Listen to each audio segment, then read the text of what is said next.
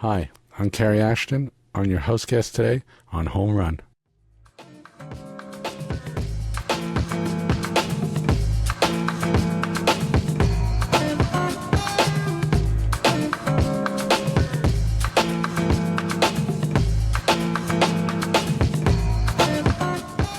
And I'm Fiona Downey, filling in for Bernard Saint-Laurent as your host of Home Run this afternoon.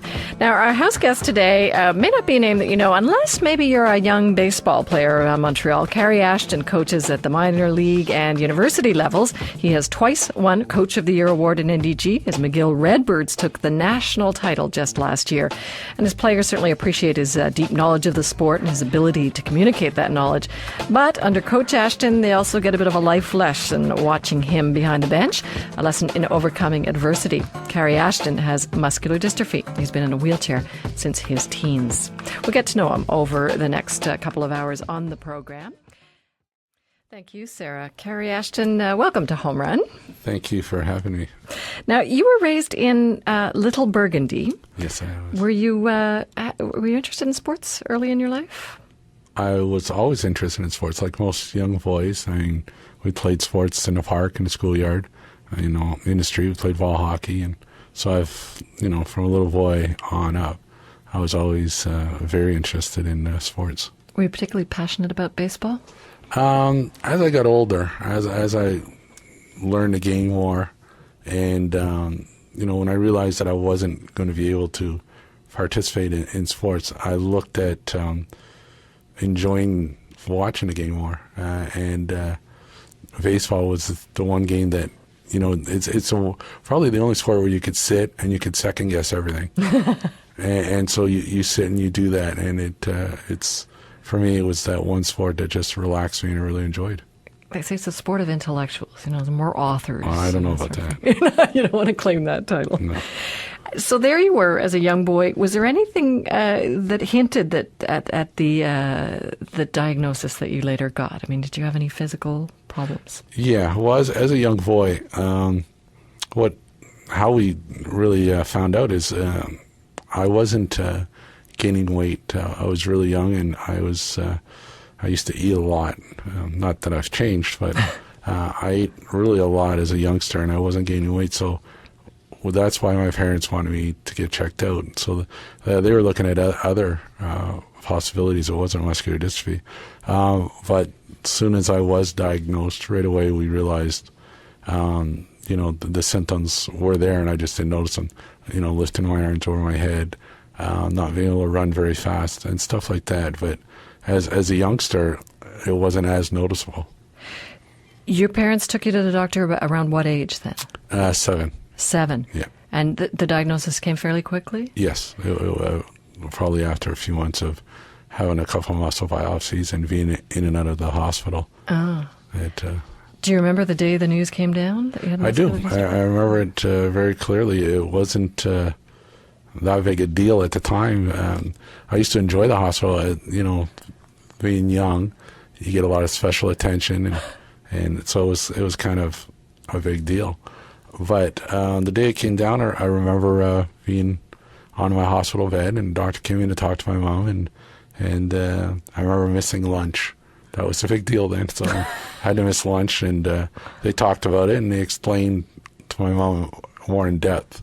I was quite young, so I didn't understand a lot of it, but he explained to me that, I'm going to grow up, and I'm not going to be as strong or as fast as other children, but I should have a normal life and grow up and be happy and everything. So it really didn't dawn on me then. I remember the special treatment that they ordered to the kitchen to get me special lunch afterwards. That was a big deal for the day. You were more focused on what you were going to eat than anything else. Yeah, it was, I'm sure, harder on my parents, but they've always been so great about, when I was young, really not talking about it. And, I was pretty much treated like everyone else. They didn't treat you differently? No. My two sisters, and I didn't have a brother at the time, but later on I did. And everybody treated each other the same. It wasn't really, at that time, it wasn't a big deal. I'm surprised to hear that they told your mother at the same time they told you. I mean, she might have had a very emotional reaction. Yeah, well, possibly they might have prepared her that I don't know about. and I don't. My parents are both passed away, so I can't even ask, how it went about. But I remember the doctor talking to her and explaining to her while he was explaining to me. So maybe she already knew from earlier in the day, and they were still talking to her about it. Might not have been quite that bomb of announcing it at the same time. Yeah. But 7 years old, as you say, you were focused on, what's the next snack or what's the dessert going to be with my lunch?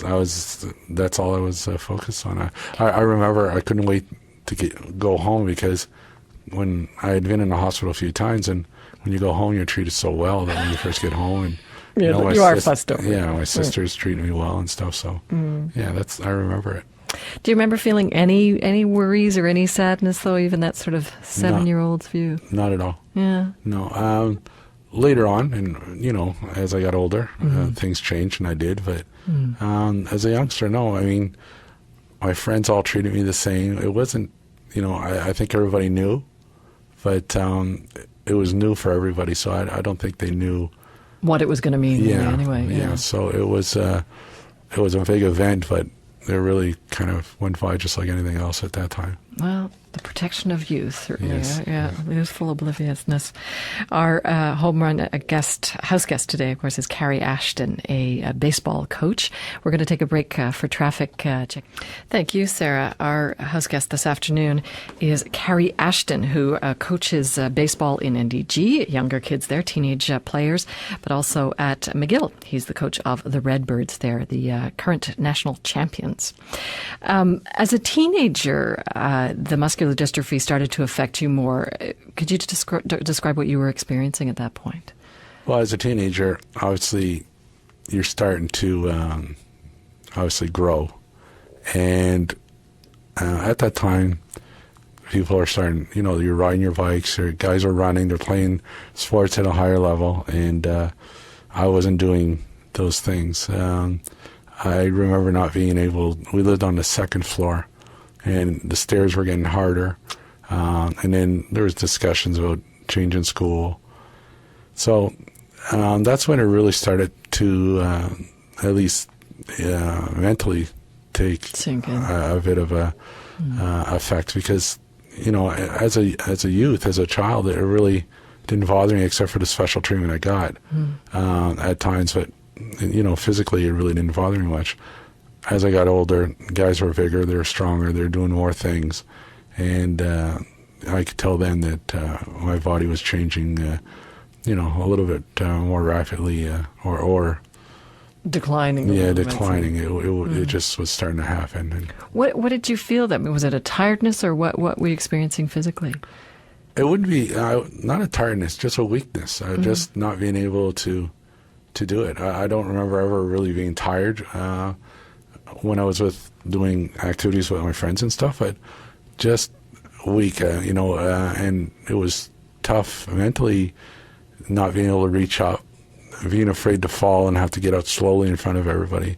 If we were playing hockey out on the outdoor rink, worrying about if I went down, it would take me long to get up. I didn't want people to be staring at me and stuff. So it was just those things. As a teenager, you don't want to be looked at differently. Oh gosh, embarrassment is just death. Yeah, and that was probably the time where things were getting hard, because you don't want people looking at you differently, and And how did the other teenagers and your friends treat you? I'm so fortunate, because the kids I grew up with, I'm still, I still have the same friends I had in kindergarten, grade 1 and grade 2. I still.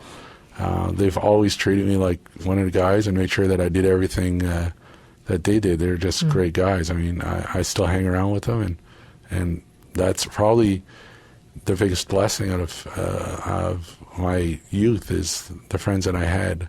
I grew up with great guys, and my sisters and my brother, same thing. Everybody really treated me and made me do things that everybody else was doing. So that's the reason probably that it wasn't as hard as it could have been. Did you at that time, though, feel that anxiety? Did it start to...